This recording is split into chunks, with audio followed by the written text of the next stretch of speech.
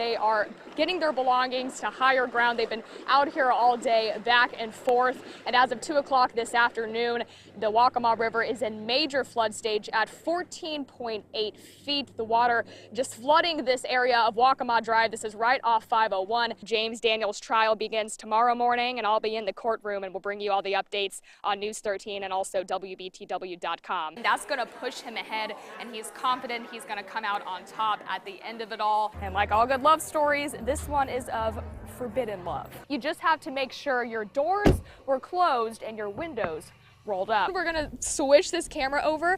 There's a goat on the beach right now wearing a lei. On Saturday, a 13-year-old was riding his bike and found Rachel King's body just up from this grassy side of the road. A flashlight, extra batteries, and maybe even a gas can. They probably got about 16 inches of water. Now for a $200,000 home, that's about $24 a year. So this morning, and woo, that was a big one. All right, we're gonna send it back to you, check back in with you a little later. Now we do warn you, some of the images that you're about to see, they can be realistic and graphic. Shoot or don't shoot. It's a life or death, split-second decision officers go through every day. Drop the weapon. The Horry County Police Department took me through different scenarios that highlight the tense situations officers face. Yep. In the first scenario, an officer and I tried to calm down a man threatening to kill himself. Drop the weapon. The man put his hands in the air. When he slid behind a car and moved his hands down, my partner shot him. Once I saw he wasn't listening to me, that's why I had to go ahead and make that judgment call. Whatever decision is made, that officer needs to be able to articulate and justify the decision that they made. Pulling the trigger is a last resort, but sometimes officers have no choice. A neighbor has reported a domestic, and you have been dispatched to investigate. In a domestic violence scenario, I and the officer with me shot a man who lunged at us with a knife as his wife hid in a bedroom. But the situation quickly escalated when the wife pulled a gun on us. My partner shot her, but I would have been dead. In those few seconds deciding whether or not to use deadly force, officers examine if the person has the ability and opportunity to cause great harm in that moment, and if they or someone else is in jeopardy at that moment. I think there's just an expectation of accountability, and that's the way it should be. And if that has not been the focus in the past, it is definitely the focus now. Wow. And the people that I've spoken to today say that they're scared for what's still to come. I mean, it's a lot of water everywhere. Water in yards, in homes, in trucks. Our real concern was crossing right here where the water's running. Lee Wells and Ashlyn Weegraff drove their truck through feet of water to save their boat from the floods. I told him when we pulled up, I said, I don't think this is a good idea. I did not think that we should drive through this, but here we are. They weren't the only ones. All day Monday, people checked on their homes by either wading in feet of water or boating to them. I mean, it still sucks, but it is what it is. Brendan Welling says his family's home still has power, but the bottom level is submerged in waist-deep water.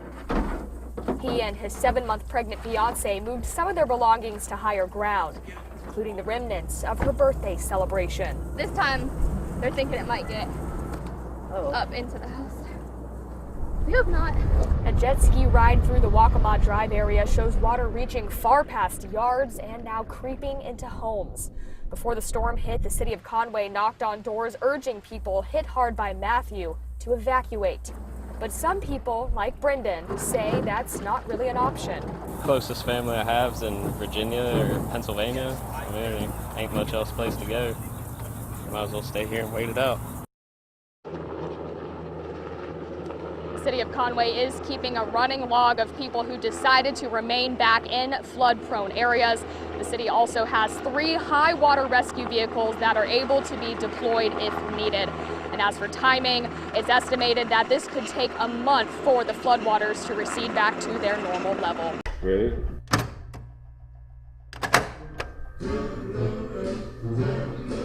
It's kind of a made up as you go along You dance to the music is what you do. Dennis and Eva Murphy don't just partner in dance.